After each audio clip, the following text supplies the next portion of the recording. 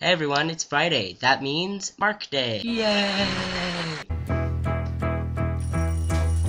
This week's topic is about being stealth. When it comes to being stealth, I think there are some really valid points on either side, and I want to talk about the idea of being stealth, and then I'll talk about whether or not I am stealth. The idea of being stealth, which for anybody who doesn't know, means nobody knows you're trans. It's pretty much only associated with passing 24/7. So if you're stealth, that means you pass as the gender you're trying to be 24/7 and you don't let anybody else know that you're trans and not cisgendered, which is, kind of a cool feeling.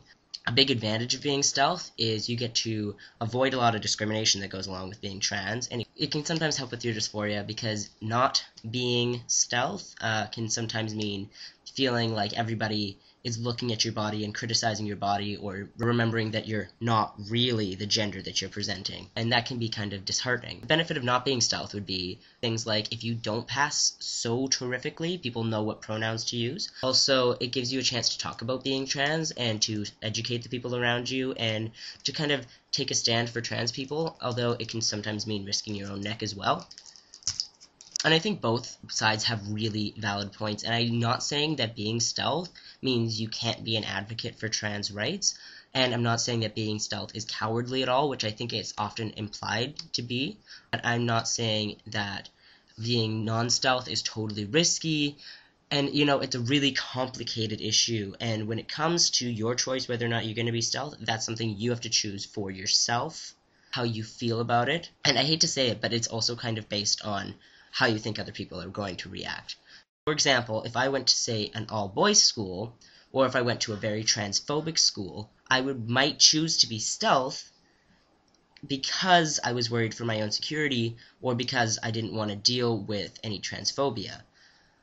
On the other hand, if I'm, say, in a workplace or a school where I think it's going to be really open, I might choose to be stealth anyways, just for my own personal benefit, because it can feel really good to pass, and I mean that's kind of what a lot of us are doing right now. We're just trying to make it through because we've been burdened with this huge weight of being a trans person in a heavily transphobic society, and sometimes you just want to pass and you just want to be you and have no one around you questioning it. So that's kind of my opinion on being stealth. I really don't want to rant about it for too long. Can I just say that it's outrageous, because I've heard this argument before, that if you're not stealth, then somehow you're not really trans, and I think that is complete bullshit. I just need to make that clear, that you are still totally trans if you're not transitioned yet, if you don't plan on getting some of the surgeries, if you don't plan on starting T, and if you are not stealth. I mean, that doesn't make you untrans at all. Just saying. Okay, sorry, just big pet peeve there. People who put rules and restrictions on being trans. For the question whether or not I am stealth, I am part of the time. When I come into a new setting, I usually just don't tell anyone right off the bat, because I don't really like meeting someone and being like, "Hi, I'm Mark, I'm a transsexual," having to explain everything. Because when I do that, which I have done once or twice actually, I often have to explain what being a trans man is, which is really difficult to explain to some people, and I hate explaining all that stuff, like, right off the bat when I'm first meeting someone, because it kind of, it's aggravating. But, I do eventually come out to the people I think are important. If I feel like it's going to be important to the person that I'm meeting, either for our relationship or for my sake, then I probably will come out to them, because I like to be able to speak freely about me and my life, and I mean, that makes me sound really narcissistic.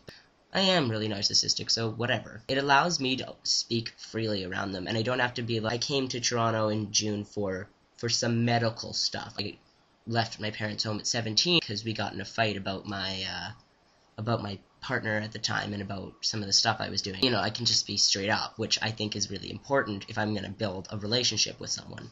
Also, I feel like it's really important for me to be out when I can be, because I feel like, I'm making myself seem bigger than I am. I'm really not as important as I'm about to sound. When I tell my story about being trans, or when I put myself out there as a trans guy, it gives other people opportunities to learn.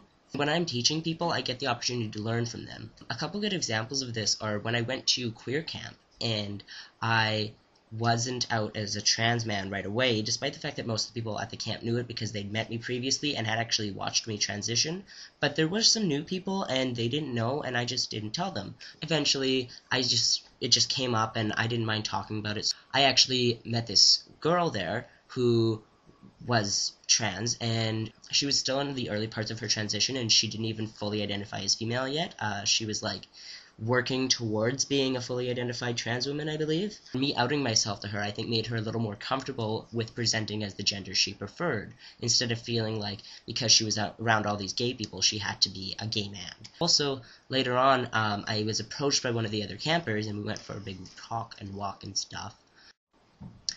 And they ended up confiding in me that they were also trans-identified, and we'd had a really big talk about what that meant for them, and if they wanted to be out, and if they wanted to transition, and what being trans was like, and how I think that gave them a really good opportunity to sort of get all this stuff they'd been carrying off their chest, and actually just openly talk about identifying as male, which they had never done before. This isn't the first time this has happened to me. I feel like that happens to me a lot. Another good example is I was at this workplace where I was briefly working, and I became friends with one of the girls there, and she was really cool.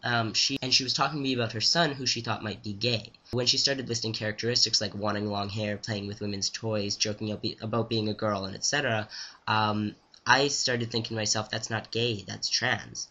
And I realized because I hadn't outed myself to her, I had presented as a gay man, and I had not corrected any assumptions that I was a cisgendered person, I had stopped this opportunity for her to meet a trans person and realize when and if her son, possibly daughter, came out, it wouldn't be the end of the world to her. Sometimes I'm not ready or not comfortable to do it, but at the end of the day, if I think someone's going to be important to me, or if I think it's an important time, then I out myself to those people.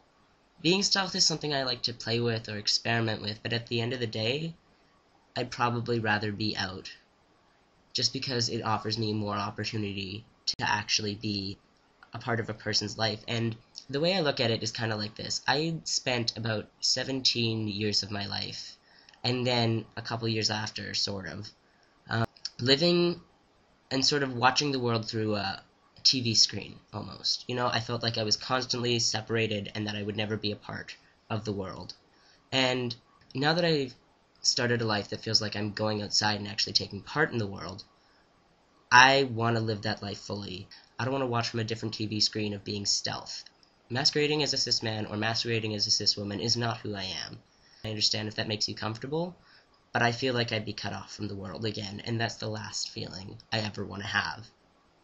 So that's my opinion on being stealth. Once again, it's not a bad thing to be stealth, and it's not a bad thing to not to want to out yourself constantly, and that doesn't mean you can't be an advocate for trans rights or for queer rights. But I personally choose to be out the majority of the time, because I think that gives me a better opportunity to be close to people. Also, one kind of side note, because I'm not that stealth, I posted a transition video to YouTube on my channel. And because of that video, I've met the man I'm now in love with and living with. Just saying. Sometimes not being stealth, it can really pay off.